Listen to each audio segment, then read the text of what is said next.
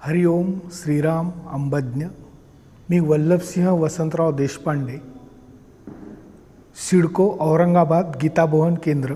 मी वेरॉकमध्ये service करत होतो, वेरॉक इंजिनिअरिंगमध्ये, आणि आम्हाला त्या काळात वॅकेशनच्या सुट्ट्या 7-8 दिवस भेटायच्या।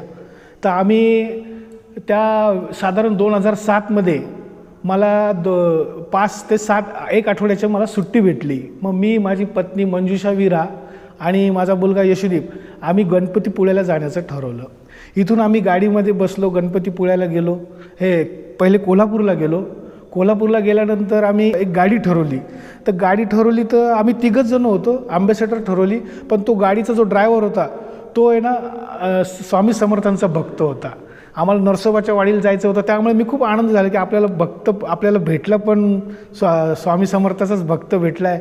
आणि त्यांनी खूप छान दत्तगुरूचे गाणे, स्वामी समर्थाचे गाणे गाडीमध्ये लावले। त्यामुळे आम्ही नरसोबाच्या वाडीचं आमचं दर्शन खूप छान झालं। पण दुसऱ्या दिवशी मग आम्ही अंबाबाईचं दर्शन घ्यायचं ठरवलं, म्हणून आम्ही सकाळी अंबाबाईचं दर्शन घ्यायला त्या गाडीमध्ये गेलो। गाडीमध्ये गेल्यावर तिथं मी दर्शन घेतलं अंबाबाईचं, आणि दर्शन घेतल्यावर आम्ही सहज आता दर्शन घेतल्यावर आपण असं ओट्यावर बसतो, तर आम्ही ओट्यावर बसलो। ओट्यावर बसल्यावर माझ्या मागच्या बाजूला काहीतरी जोरात चावलं, असं डंक केल्यासारखं, आणि मला इतका त्रास झाला, इतकी वेदना झाली। तेव्हा मला अक्षरशः माझ्या बायकोला म्हणजे मिसेसला म्हटलं की काय झालं बघ। तर तिनं मागं पाहिलं तर ती माशी कोण उडून गेली होती, पण तिचा जो काटा होता तो आतमध्येच रुतलेला होता। मग तो काढला, म्हटलं काटा उडला, थोडीशी वेदना झाली, थोडं बरं वाटलं मला। पण नंतर मग तिथून आम्हाला जायचं होतं पन्हाळा बघायला, कोल्हापूरहून। म्हणजे अंबाबाईचं दर्शन घेतलं, कोल्हापूरला निघालो, पन्हाळ्याला निघालो पन्हाळा बघण्यासाठी।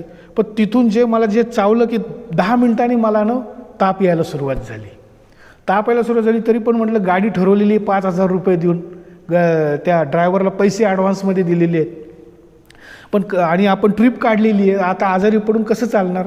म्हणून आम्ही ठरवलं चला आपण बघू। पन्हाळा बघितला।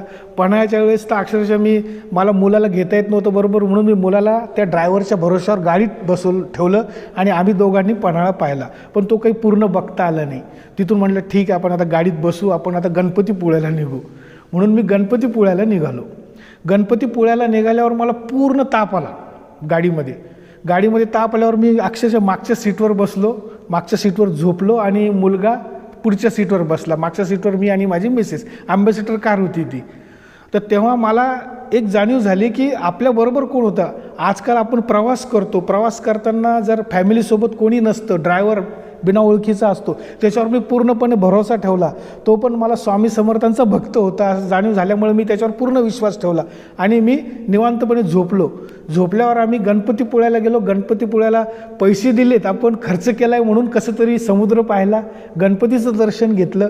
गणपतीचं दर्शन घेतल्यावर मग मला अजून ताप आला, इतका ताप वाढला की आता मला चालता पण येत नव्हतं। परत गाडीत बसलो, मग आता कुठेतरी आराम करू म्हणून आम्ही गणपतीपुळ्याला रूम पाहिले। पण गणपतीपुळ्याला तेव्हा एवढी गर्दी होती की म्हणजे पैसे देऊन सुद्धा रूम भेटली नाही आम्हाला। म्हटलं आता कुठे आराम करावं। मग असंच गाडीनं चालत राहिलं। म्हटलं चला, तो ड्रायव्हर म्हणे मी तुम्हाला चिपळूणला नेतो म्हणे। मग आम्ही चिपळूणकडे वळालो, पण रस्त्यात कुठे काहीच दिसणार, म्हणजे रोड नाही, काही नाही। माझा ताप वाढतच चालला, काय करावं काही कळना। मग आता हॉटेलही चांगली भेटेना। बरं, हॉटेल चांगली भेटायला पाहिजे, कारण आम्ही 3 जण होतो, आणि ते ड्रायव्हर काही असा म्हणजे ओळखीचा नव्हता, फक्त तो स्वामी समर्थांचा भक्त होता, म्हणून त्याच्यावर विश्वास होता की चला हा आस्तिक आहे, देवावर विश्वास ठेवतो। पण काय जाणे की मी असंच इतका ताप आलेला असताना मला गाडी अशी रस्त्याने चालली, आणि संध्याकाळची वेळ होती। आता काय करावं असा विचार करत असतानाच आम्ही 3-4 हॉटेल पाहिल्या, काही त्या चांगल्या वाटल्या नाही। मग परत गाडी पुढे घेतली, कधी चांगली हॉटेल भेटते या याने, आणि थोडंसं पुढं गेलो, आणि असं मागे वळून पाहिलं, गाडीत एक हॉटेल पाहिली। म्हटलं आता या हॉटेलीत जे असेल ते बसू, आपण इथं उतरू, आणि काय असेल तिथंच थांबू। म्हटलं आता काही माझ्याकडनं गाडीमध्ये प्रवास करणं शक्य। आम्ही गाडीतून उतरलो, आणि त्या गाडीतून पहिले 2 पायऱ्या त्या गाडीतून उतरलो की त्या काउंटरकडे पाहिलं, तर काउंटरकडे बापूंचा मोठा फोटो लावलेला होता त्या काउंटरवर। बस मी तिथूनच मी म्हटलं आता इथं उतरायचं, कारण मी नुकतंच बापूंकडे ओळालो होतो 2006मध्ये, माझ्या आईचं जेव्हा हे झालं तेव्हा, आणि बापूंच्या आधेमध्ये उपासनेला येत होतो। अरे माझ्या मिसेसला म्हटलं अगं इथं अनिरुद्ध बापू आहेत, म्हटलं या हॉटेलमध्ये अनिरुद्ध बापू आहेत, आपल्याला समोर दर्शन दिलेलं आहे म्हटलं यांनी। आणि मी तिथं उतरलो।